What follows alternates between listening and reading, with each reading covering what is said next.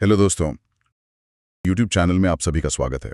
आज के इस गहरे विश्लेषण में हम उस विषय की परतें खोलेंगे जिसने देश भर के लाखों छात्रों और शिक्षकों की नींद उड़ा रखी है। आज का हमारा मिशन है एकदम ऑथेंटिक अपडेट देना। बिल्कुल। और ये चर्चा बहुत ज़रूरी भी है। हम आज CTET 2026 के रिजल्ट का जो इंतज़ार हो रहा है ना, उस पर बात करेंगे। आज हम एक क्लास लेक्चर की तरह लॉजिकल और क्लियर तरीके से हर पॉइंट को समझेंगे। सही कहा। तो दोस्तों, आज हम रिजल्ट की पक्की तारीख, इस देरी का असली कारण और जो सबसे बड़ा सवाल है, अब बोनस अंकों की सच्चाई, इसको स्टेप बाय स्टेप समझेंगे। तो सबसे पहले ये जानना जरूरी है कि आखिर इतना होला हो क्यों रहा है। देखिए, इसको समझने के लिए हमें CBSE के इतिहास को देखना होगा। अगर आप पिछले कुछ सालों का ट्रैक रिकॉर्ड देखें, तो उनका काम हमेशा से बहुत फास्ट रहा है। हाँ, अधिकतम 30 दिन। 30 दिन के अंदर रिजल्ट और आंसर की आ ही जाते हैं। ये एक नियम जैसा बन गया था। एग्जैक्टली 30 दिन मैक्सिमम। लेकिन इस बार 7 और 8 फरवरी को परीक्षाएं आयोजित हुई थीं और अब लगभग 1 महीना और 15 दिन बीत चुके हैं। रिजल्ट अभी तक पेंडिंग है। ये तो वही बात होगी ना, जैसे एक एक्सप्रेस ट्रेन जो हमेशा टाइम पर आती हो, वो अचानक बिना किसी अनाउंसमेंट के घंटों लेट हो जाए। अब प्लेटफॉर्म पर खड़े लोगों का बेचैन होना तो लाजमी है। सही कहा आपने, बिल्कुल वैसी ही स्थिति है। जैसा शिवांश मिश्रा सर ने बताया है, छात्रों का पैनिक होना स्वाभाविक है, क्योंकि इतिहास में इतना डिले कभी नहीं हुआ। ये पहली बार इतनी देरी हो रही है। राइट। तो अगर इतिहास में ऐसा कभी नहीं हुआ, तो इस साल अचानक ऐसा क्या बदल गया? ये जानना बहुत जरूरी है, क्योंकि सिस्टम तो वही है, लोग भी वही हैं। यही सबसे बड़ा कैच है।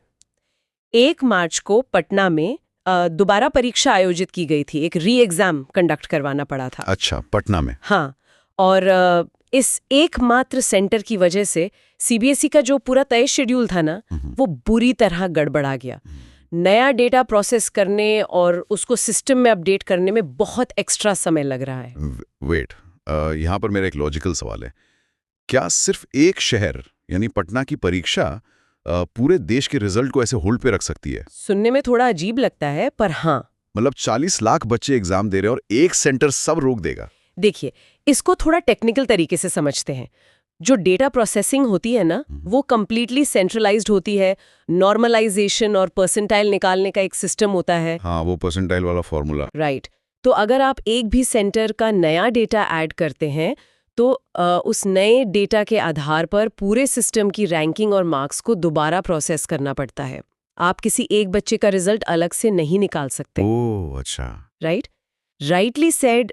शिवांश मिश्रा सर ने अपने नोट्स में स्पष्ट किया है कि इसी प्रोसेसिंग और शेड्यूल गड़बड़ाने के कारण ये असाधारण देरी हुई है। पूरा एल्गोरिदम शुरू से आखिर तक दोबारा रन करना पड़ता है। तो ये एक विशाल जिक्सॉ पजल जैसा हो गया। तस्वीर पूरी तैयार है, लेकिन बीच का एक टुकड़ा मिसिंग है, और जब तक वो टुकड़ा यानी पटना के आंकड़े नहीं मिलते, आप पूरी तस्वीर लोगों को नहीं दिखा सकते। एकदम परफेक्ट एनालॉजी है।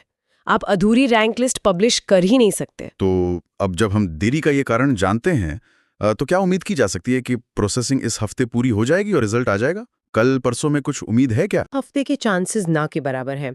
देखिए, सोमवार से गुरुवार तक का समय तो निकल चुका है। हाँ, वो तो है।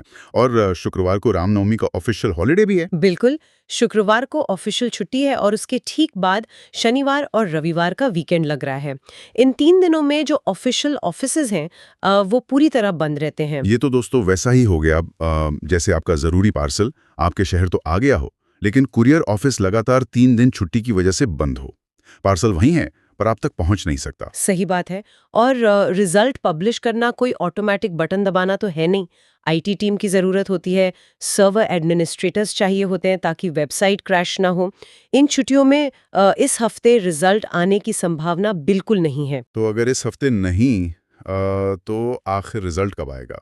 और सबसे बड़ी बात, क्या इस लंबे इंतजार के बदले छात्रों को कोई फायदा मिलने वाला है? पक्की तारीख की बात करें तो 100% संभावना यही है कि रिजल्ट अगले सप्ताह आएगा। या तो मार्च के अंतिम सप्ताह में आएगा या फिर अप्रैल के पहले सप्ताह में। राइट। और सभी कैंडिडेट्स को ये ध्यान रखना चाहिए कि अपना स्कोर कार्ड देखने के लिए केवल आधिकारिक वेबसाइट यानी ctet.nic.in पर ही विजिट करें।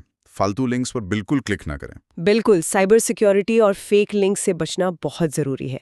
अब आते हैं फायदे वाली बात पर। छात्रों के लिए एक बहुत बड़ी खुशखबरी है। पूरी उम्मीद है कि इस बार 2 से 3 अंकों का ग्रेस या बोनस मार्क्स मिल सकता है। वेट, वाकई 2 से 3 अंकों का बोनस। हाँ, क्योंकि भाषाई अनुवाद और प्रश्नों में अस्पष्टता के कारण अक्सर ऐसा होता है। As Shivansh Mishra sir mentioned, जो भी साथी पासिंग मार्क्स से 2-3 नंबर पीछे हैं वो खुद को अब सेफ जोन में मान सकते हैं। अरे वाह, ये सेफ जोन वाली बात तो सच में उन छात्रों के लिए एक संजीवनी बूटी जैसी है जो 90 नंबर लाने की कोशिश कर रहे थे और 88 पर अटक गए थे। उनके लिए तो ये वर्षों की मेहनत सफल होने जैसा है। बिल्कुल, एक एक नंबर बहुत मायने रखता है। लेकिन दोस्तों, एक वार्निंग मैं जरूर ऐड करना चाहूंगा। इस घबराहट के माहौल में फेक न्यूज से बचें। YouTube पर रोज आने वाले उन फर्जी दावों पर विश्वास ना करें जो कहते हैं कि रिजल्ट आ जाएगा। सही बात है। सबसे पहले और ऑथेंटिक जानकारी के लिए आप से जुड़ें। वहां हम सीधे सरकारी अपडेट्स ही देते हैं। जय हिंद, वंदे मातरम के नारे के साथ इस जोश को मेंटेन रखें। बिल्कुल। चैनल को सब्सक्राइब करें, वीडियो को लाइक करें और बेल आइकन दबाना ना भूलें। धन्यवाद।